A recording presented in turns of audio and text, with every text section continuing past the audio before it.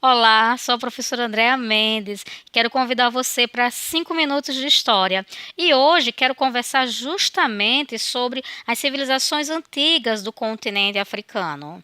A África, nós sabemos, é o berço da humanidade. Foi lá que encontramos os vestígios mais antigos dos primeiros hominídeos, desde Australopithecus até Homo sapiens. Por essa razão, a África se transformou em um continente de grande relevância cultural para todo o planeta.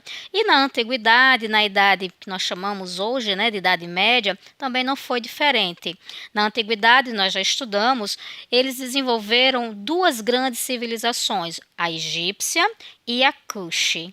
Mas no que nós chamamos de Idade Média para a Europa, também tivemos grandes civilizações, grandes sociedades. A primeira delas foi justamente o Império de Mali, que se desenvolveu entre o século XIII e o século XV. Por mais de 200 anos, essa sociedade organizou-se através de um chefe político, um rei, mas também com a ajuda de um conselho, conseguiram administrar um grande território e reunir várias etnias.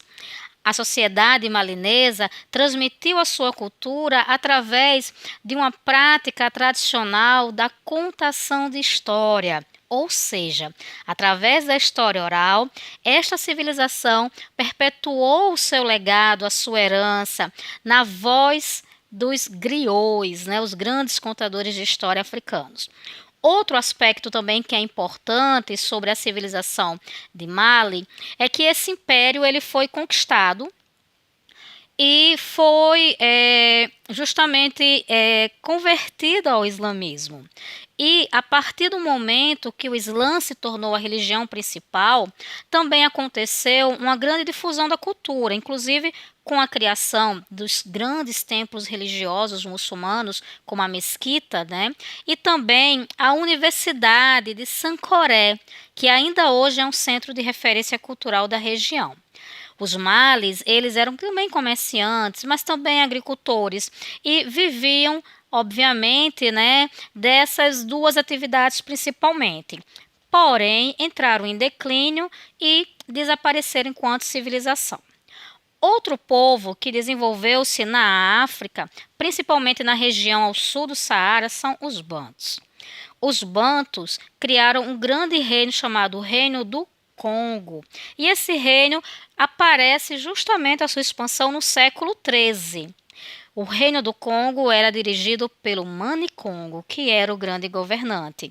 Vivia do comércio, mas também tinha uma agricultura para poder manter a sobrevivência da sociedade.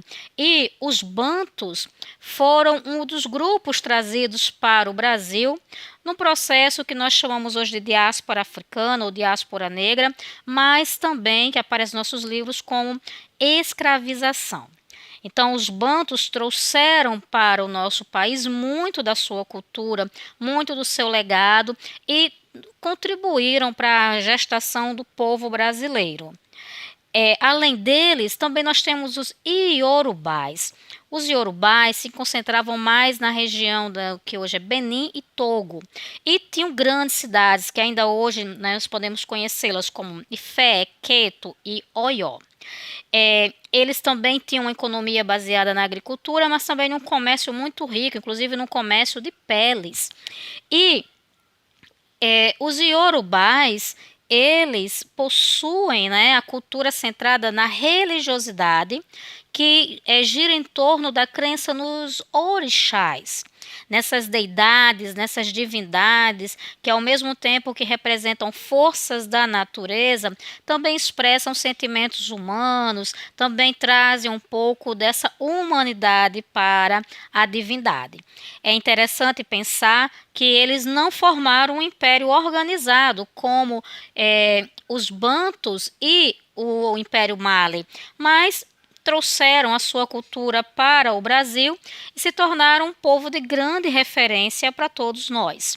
É importante a gente pensar que essas cidades que eu falei, que essas civilizações grandiosas, elas têm a sua importância e o seu legado vive até hoje, através dos seus descendentes, os afro-brasileiros, os afrodescendentes. Um abraço, espero que tenha gostado. Tchau.